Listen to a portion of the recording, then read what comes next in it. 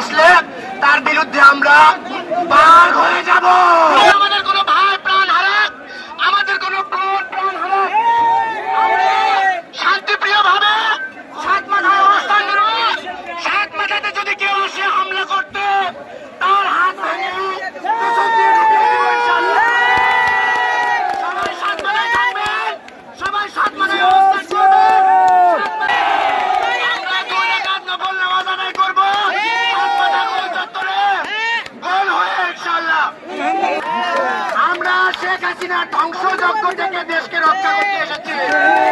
এই দেশকে আমরা রক্ষা করব, এই দেশকে নতুন করে আমরা সাজিয়ে তুলবো ইনশাআল্লাহ।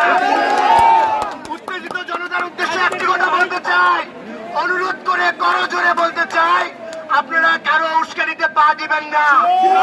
শান্তিপূর্ণভাবে সাত মাথায় অবস্থান করব।